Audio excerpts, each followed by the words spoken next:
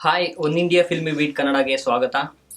ಇತ್ತೀಚೆಗಷ್ಟೇ 3ನೇ ಬೆಂಗಳೂರು ಅಂತಾರಾಷ್ಟ್ರೀಯ ಕಿರುಚಿತ್ರೋತ್ಸವ ನಡೀತು. ಆ ಒಂದು ಕಿರುಚಿತ್ರೋತ್ಸವದಲ್ಲಿ ABC ಮತ್ತೆ ಲಾಸ್ಟ್ ಕನ್ನಡಿಗ ಎಂಬ ಕಿರುಚಿತ್ರಗಳು ಉತ್ತಮ ನಟಿ ಮತ್ತೆ ಉತ್ತಮ ನಟ ಪ್ರಶಸ್ತಿಗಳನ್ನ ಪಡ್ಕೊಂಡಿವೆ. ಆ ಕಿರುಚಿತ್ರಗಳ ನಿರ್ದೇಶಕರು ಇವತ್ತು ನಮ್ಮೊಂದಿಗಿದ್ದಾರೆ. ಅವ್ರನ್ನ ಪರಿಚಯ ಮಾಡ್ಕೊಳ್ಳೋಣ ಬನ್ನಿ. ನನ್ನ ಹೆಸರು ಮದನ್ ರಾಮ್ ವೆಂಕಟೇಶ್ ಅಂತ. ನಾನು ABC ಮತ್ತು ಲಾಸ್ಟ್ ಕನ್ನಡಿಗ ಚಿತ್ರದ ನಿರ್ದೇಶಕ. ಸುಮಾರು ವರ್ಷಗಳಿಂದ ನಾನು ವಿಜುವಲ್ ಮೀಡಿಯಂ ಅಂದರೆ ದೃಶ್ಯ ಮಾಧ್ಯಮ ಅಂತ ಏನಿದೆ ಅದ್ರ ಬಗ್ಗೆ ತುಂಬ ಪ್ಯಾಷನೇಟ್ ಆಗಿದ್ದವನು. ಮೂಲತಃ ಶಿವಮೊಗ್ಗದವನು.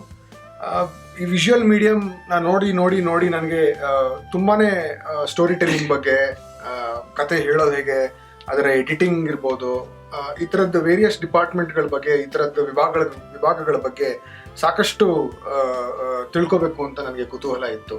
ಸೊ ಅದ್ರ ಬಗ್ಗೆ ನಾನು ಸಿನಿಮಾಗಳನ್ನು ನೋಡ್ತಾ ಆ ಸಿನಿಮಾಗಳನ್ನೇ ನನ್ನ ಪುಸ್ತಕಗಳಾಗಿ ಅಂದ್ಕೊಂಡು ಅದರದ್ದೇ ಅಧ್ಯಯನ ಮಾಡಿಕೊಂಡು ಇವತ್ತು ಈ ದೃಶ್ಯ ಮಾಧ್ಯಮಕ್ಕೆ ನಿರ್ದೇಶಕನಾಗಿ ಬಂದಿದ್ದೆ. ಅಂದ್ರೆ ಅದಕ್ಕೋಸ್ಕರ ಏನಾದ್ರು ಎಕ್ಸ್ಟ್ರಾ ಒಂದು ಎಜುಕೇಶನ್ ಏನಾದ್ರು ಮಾಡ್ಕೊಂಡ ಕಿರುಚಿತ್ರ ಮೇಕಿಂಗ್ ಮಾಡೋದಕ್ಕೇನೆ ನಿರ್ದೇಶಕ? ನನ್ನ ಎಜುಕೇಶನ್ ಬ್ಯಾಕ್ಗ್ರೌಂಡ್ ಬಂದ್ಬಿಟ್ಟು ನಾನು ಮಾಸ್ ಮೀಡಿಯಾ ಮಾಡಿದ್ದೀನಿ, ಎಲೆಕ್ಟ್ರಾನಿಕ್ ಮೀಡಿಯಾಲಿ ಮಾಸ್ಟರ್ಸ್ ಮಾಡಿದ್ದೀನಿ. ಯಾವುದೇ ಥರದ ಸಿನಿಮಾ ಮೇಕಿಂಗ್ ಅಥವಾ ಸಿನಿಮಾ ಸ್ಕೂಲ್ಗೆ ಎಲ್ಲೂ ಹೋಗಿಲ್ಲ.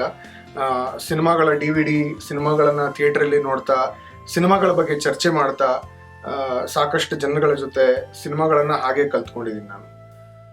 ಓಕೆ. ABC ಮತ್ತೆ ಲಾಸ್ಟ್ ಕನ್ನಡಿಗ ಚಿತ್ರಕ್ಕೆ ಉತ್ತಮ ನಟಿ ಮತ್ತೆ ಉತ್ತಮ ನಟ ಪ್ರಶಸ್ತಿ ಬಂತು. ಸೊ ಡಿಡ್ ಯು ಎಕ್ಸ್ಪೆಕ್ಟೆಡ್ ಒಂದು ಪ್ರಶಸ್ತಿ ಬರುತ್ತೆ ಅಂತ? ಈ ಫಿಲ್ಮ್ ಫೆಸ್ಟಿವಲ್ಗಳ ಒಂದು ಸರ್ಕ್ಯೂಟ್ ಅಲ್ಲಿ ಅಂದ್ರೆ ಸುಮಾರು ವರ್ಷಗಳಿಂದ ಸಾಕಷ್ಟು ಫಿಲ್ಮ್ ಫೆಸ್ಟಿವಲ್ಸ್ಗಳಿಗೆ ನನ್ನ ಸಿನಿಮಾನ ಕಳಿಸ್ತಾ ಇದ್ದೀನಿ. ಅಂದ್ರೆ ಇಲ್ಲಿ ಕಳಿಸುವಂತ ಮುಖ್ಯ ಉದ್ದೇಶ ಏನು ಅಂತ ಅಂದ್ರೆ ನನ್ನ ಸಿನಿಮಾಗೆ ಅವಾರ್ಡ್ ಬರಲಿ ಅಥವಾ ಬೇರೆ ಏನೇನೋ ಆಗ್ಲಿ ಅಂತ ಅಲ್ಲ.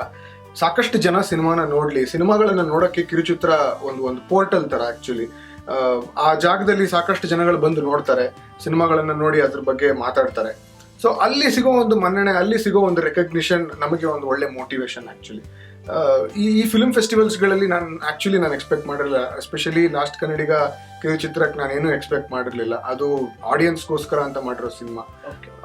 ಆದರೂ ನಾನು ಪ್ರಯತ್ನ ಪಟ್ಟೆ, ಕಳಿಸಿದ್ದೆ ಅಲ್ಲಿಗೆ ಬಂದಿರೋ ಅವಾರ್ಡು ವಸಿಷ್ಠ ಅವರಿಗೆ ಬಂದಿರೋ ಬೆಸ್ಟ್ ಆಕ್ಟರ್ ಅವಾರ್ಡ್ ತುಂಬಾನೇ ಖುಷಿ ಆಯಿತು. ಅವರ ಪರ್ಫಾರ್ಮೆನ್ಸ್ಗೆ ಒಂದು ಒಳ್ಳೆ ರೆಕಗ್ನಿಷನ್ ಸಿಕ್ಕಿದೆ. ಅವರು ಸಾಕಷ್ಟು ವರ್ಷಗಳಿಂದ ನಟನೆಯಲ್ಲಿದ್ದಾರೆ, ಸುಮಾರು ಒಂದು 14-15 ಸಿನಿಮಾಗಳನ್ನ ಮಾಡಿದ್ದಾರೆ. ಅದು ಮಾಡಿದ್ರು ಕೂಡ ಅವರಿಗೆ ಈ ಒಂದು ಕಿರುಚಿತ್ರದ ಮೂಲಕ ಅವ್ರಿಗೆ ಅವಾರ್ಡ್ ಸಿಕ್ಕಿದೆ, ಅವ್ರಿಗೊಂದು ರೆಕಗ್ನಿಷನ್ ಸಿಕ್ಕಿದೆ. ಅವ್ರಿಗೂ ಖುಷಿ, ನನಗೂ ಖುಷಿ, ನಮ್ಮ ಇಡೀ ತಂಡ ಖುಷಿಯಾಗಿದೆ. ಕಾನ್ಸೆಪ್ಟ್ ಬಂದಿದೆ ಹೇಗೆ? ABC ಅನ್ನೋ ಕಿರುಚಿತ್ರ ಮೊಟ್ಟ ಮೊದಲನೇದಾಗಿ ಹೋದ ವರ್ಷ ಮಾಡಿದ ಕಿರುಚಿತ್ರ. ಆ ಕಿರುಚಿತ್ರ ಬಾಂಬೆಯಿಂದ ಒಬ್ರು ಪ್ರೊಡ್ಯೂಸರ್ ಬಂದ್ಬಿಟ್ಟು ನನಗೆ ಅಪ್ರೋಚ್ ಮಾಡಿದ್ರು.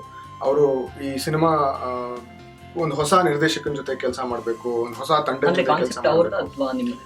ಅಂದ್ರೆ ಅದರ ಸ್ಕ್ರಿಪ್ಟ್ ನನ್ನ ಕೈಗೆ ಬಂದಿದ್ದು. ಅದರ ಸ್ಕ್ರಿಪ್ಟ್ ಆಕ್ಚುಲಿ ಏಷ್ಯಾಲಿ ನಡೆಯೋ ಒಂದು ಕಾಂಪಿಟೇಷನ್, ಸ್ಕ್ರಿಪ್ಟ್ ರೈಟಿಂಗ್ ಕಾಂಪಿಟೇಷನ್ ಅಲ್ಲಿ ಗೆದ್ದಂತ ಬೆಸ್ಟ್ ಸ್ಕ್ರಿಪ್ಟ್ ಅದು. 2015 ನಡೆದ ಕಾಂಪಿಟೇಷನ್ ಅಲ್ಲಿ ಬಂದ ಸ್ಕ್ರಿಪ್ಟ್ ಅದು. ಆ ಸ್ಕ್ರಿಪ್ಟ್ ನನಗೆ ತಂದು ಕೊಟ್ಟರು. ಸೊ ನಾನು ಅದರ ಚಿತ್ರಕಥೆ ಮತ್ತು ನಿರ್ದೇಶನ ಮಾಡಿ ಇಡೀ ಒಂದು ಹೊಸ ತಂಡದ ಜೊತೆಗೆ ಉಳಿದವರು ಕಂಡಂತೆ ಖ್ಯಾತಿಯ ಕ್ಯಾಮ್ರಾಮನ್ ಕರಮ್ ಚಾವ್ಲಾ ಅವರು ಇದಕ್ಕೆ ಕ್ಯಾಮ್ರಾ ವರ್ಕ್ ಮಾಡಿದ್ರು. ಶ್ರುತಿ ಹರಿಹರನ್ ಅವರು ನಮಗೆ ಒಂಥರ ಟೈಲರ್ ಮೇಡ್ ಆಕ್ಟರ್ ತರ ನಮಗೆ ಆ ಸಿನಿಮಾಗೆ ಸಿಕ್ಕಿದ್ರು. ಅವರು ಆ ಸಿನಿಮಾನ ತುಂಬಾ ಚೆನ್ನಾಗಿ ನಿಭಾಯಿಸಿದ್ರು. ಅವ್ರಿಗೂ ಬೆಸ್ಟ್ ಆಕ್ಟ್ರೆಸ್ ಅವಾರ್ಡ್ ಬಂತು. ABC ನಡೆದು ಬಂದ ಹಾದಿ ಇದು. ಲಾಸ್ಟ್ ಕನ್ನಡಿಗ ಕಿರುಚಿತ್ರ ನನಗೆ ಆಗಿರ್ತಕ್ಕಂಥ ಒಂದು ವೈಯಕ್ತಿಕವಾದ ಒಂದು ಅನುಭವ, ಒಂದು ಪರ್ಸನಲ್ ಎಕ್ಸ್ಪೀರಿಯನ್ಸ್ನ ಇಟ್ಕೊಂಡು ಒಂದು ಮಾಡಿರುವಂಥ ಕತೆ.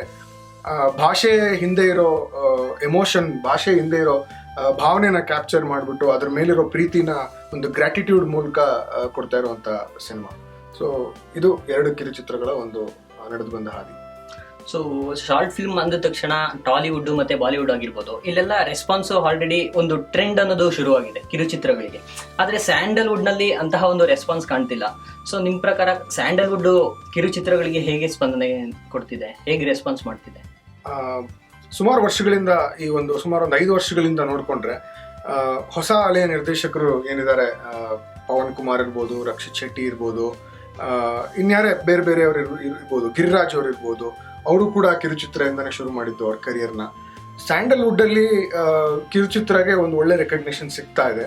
ಅಂದ್ರೆ ಆಕ್ಚುಲ್ ಆಗಿ ಬೇರೆ ನಮ್ಮ ನೇಬರಿಂಗ್ ಸ್ಟೇಟ್ಸ್, ನಮ್ಮ ಅಕ್ಕಪಕ್ಕ ಚಿತ್ರರಂಗಗಳನ್ನ ನೋಡ್ಕೊಂಡ್ರೆ, ತಮಿಳು ಅಥವಾ ತೆಲುಗು ನೋಡ್ಕೊಂಡ್ರೆ ಅಲ್ಲಿ ಸಾಕಷ್ಟು ದೊಡ್ಡ ದೊಡ್ಡ ನಿರ್ದೇಶಕರು ಕೂಡ ಅದನ್ನ ನೋಡ್ಬಿಟ್ಟು ರೆಕಗ್ನೈಸ್ ಮಾಡ್ಬಿಟ್ಟು ಒಂದು ಹೊಸ ವೇದಿಕೆಯನ್ನ ಕ್ರಿಯೇಟ್ ಮಾಡ್ತಾ ಇದ್ರು ಹೊಸ ನಿರ್ದೇಶಕರುಗಳಿಗೆ. ಇಲ್ಲೂ ಆ ಥರದ್ದು ಒಂದಿಷ್ಟು ಬೆಳವಣಿಗೆಗಳಾಗಬೇಕು. ಬರೀ ಹೊಸ ನಿರ್ದೇಶಕರುಗಳು ಮಾತ್ರ ಅದನ್ನ ರೆಕಗ್ನೈಸ್ ಮಾಡುವಂಥದ್ದಲ್ಲ, ಆ ಸಪೋರ್ಟ್ ಇನ್ನೊಂಚೂರು ಜಾಸ್ತಿ ಆಗಬೇಕು. ಶಾರ್ಟ್ ಫಿಲಮ್ ಅಂದ್ರೆ ಏನು, ಕಿರುಚಿತ್ರ ಅನ್ನೋದೇನು ಅನ್ನೋಂಥದ್ದು ದೊಡ್ಡವ್ರಿಗೂ ಗೊತ್ತಾಗಬೇಕು. ಅದು ಸುಮ್ಮನೆ ಒಂದು ಕಿರುಚಿತ್ರ ಯೂಟ್ಯೂಬಲ್ಲಿ ಬರುವಂಥ ಒಂದು ಸಣ್ಣ ವಿಡಿಯೋ ಅಲ್ಲ.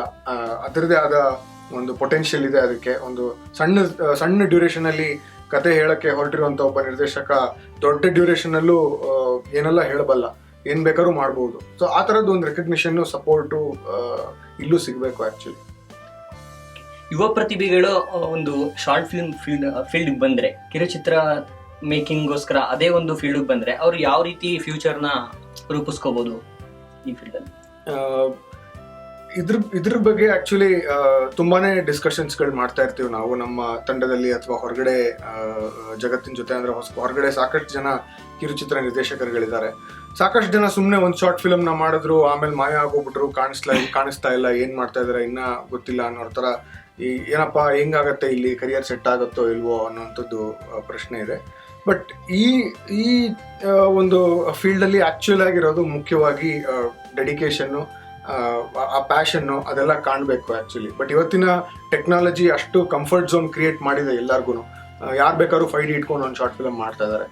ಅದಲ್ಲ ಆಕ್ಚುಲಿ ಮುಖ್ಯವಾಗಿ ಗೊತ್ತಾಗಬೇಕಾಗಿರೋದು ಗ್ರಾಮರ್ ಆಫ್ ಫಿಲ್ಮ್ ಮೇಕಿಂಗ್. ಗೊತ್ತಾಗಬೇಕು ಯಾವ ಥರ ಕತೆ ಹೇಳಬೇಕು, ಏನು ಮಾಡಬೇಕು, ಅದ್ರ ಬಗ್ಗೆ ತಿಳ್ಕೊಳ್ಳೋಕ್ಕೆ ಥಿಯೇಟ್ರಲ್ಲಿ ಇನ್ವಾಲ್ವ್ ಆಗಬೇಕು. ರಂಗಕಲಾವಿದ, ರಂಗಮಂದಿರ ಈ ಥರದ್ರುಗಳಲ್ಲಿ ಇನ್ವಾಲ್ವ್ ಆದರೆ ಗೊತ್ತಾಗತ್ತೆ ಏನಿದೆ ಕಿರುಚಿತ್ರದಲ್ಲಿ ಇರ್ಬೋದು ಅಥವಾ ಚಲನಚಿತ್ರದಲ್ಲಿರ್ಬೋದು. ಬೇಸಿಕ್ಸ್ನ ತಿಳ್ಕೊಂಡು ಆಮೇಲೆ ಇಂಡಸ್ಟ್ರಿಗೆ ಎಂಟರ್ ಆದರೆ ಒಳ್ಳೆಯದು. ಟೆಕ್ನಾಲಜಿನ ಡಿಪೆಂಡ್ ಆಗಿ ಬರೋದಕ್ಕಿಂತ technology is just a tool. Basically ಗೊತ್ತಾಗಬೇಕಾಗಿರೋದು ಸಿನಿಮಾ ಹೇಗೆ ಹೇಳಬೇಕು, ಸಿನಿಮಾನ ಯಾವ ಥರ ಜನಕ್ಕೆ ರೀಚ್ ಮಾಡಿಸ್ಬೇಕು, ಇದ್ರ ಬಗ್ಗೆ ಎಲ್ಲ ತಿಳ್ಕೊಬೇಕಾಗತ್ತೆ. ಬಿಸ್ನೆಸ್ ಕೂಡ ತಿಳ್ಕೊಬೇಕಾಗತ್ತೆ. ಸೊ ಕರಿಯರ್ ಖಂಡಿತವಾಗ್ಲೂ ಇದೆ, ಆದ್ರೆ ಆ ಪ್ಯಾಷನ್ ಅಂಡ್ ಪರ್ಸಿವರೆನ್ಸ್ ಅದಿರಬೇಕು ಆಕ್ಚುಲಿ. ಆದ್ರೆ ಒಂದು ಶಾರ್ಟ್ ಫಿಲ್ಮ್ ಮಾಡೋದಿಕ್ಕೆ ಒಂದು ಫೀಲ್ಡ್ ಬಂದ್ರೆ ಬೇಸಿಕಲಿ ಎದುರಾಗುವಂತಹ ಒಂದು ಸವಾಲುಗಳೇನು ಕಿರುಚಿತ್ರ ಮೇಕಿಂಗ್? ಸಾಕಷ್ಟು ಜನ ಮೊದಲನೇದಾಗಿ ಅನ್ಕೊಳ್ಳೋದು ನನ್ನ ಹತ್ರ ದುಡ್ಡು ಜಾಸ್ತಿ ಇಲ್ಲ, ನನ್ನ ಹತ್ರ ಮಾಡೋಕ್ಕಾಗಲ್ಲ, ಆ ಥರ ಎಲ್ಲ ಅನ್ಕೊಂತಾರೆ. ಅದೇನು ಅಲ್ಲ ಆಕ್ಚುಲಿ. ಅದಕ್ಕಿಂತ ಮುಖ್ಯವಾಗಿ ಫೋಕಸ್ ಇರಬೇಕು, ಆ ಪ್ಲಾನ್ ಇರಬೇಕು. ಯಾವ ಥರ ಮಾಡ್ಬೇಕು, ನಾನು ಹೆಂಗೆ ಮಾಡಬೇಕು, ಒಂದು ತಂಡನ ಕಟ್ಕೊಂಡು ಹೇಗೆ ಮಾಡಬೇಕು, ಆ ಥರದ್ದೆಲ್ಲ ಇರಬೇಕು. ಆ್ಯಂಡ್ ಮುಖ್ಯವಾಗಿ film making is all about people management rather then looking on ಹೆಂಗೆ ನಾನು ಫಿಲ್ಮ್ ಮಾಡ್ತೀನಿ, ಎಷ್ಟು ರಿಚ್ ಆಗಿ ಮಾಡ್ತೀನಿ, ಏನು ಗ್ರಾಫಿಕ್ಸ್ ಮಾಡ್ತೀನಿ ಅನ್ನೋದಲ್ಲ.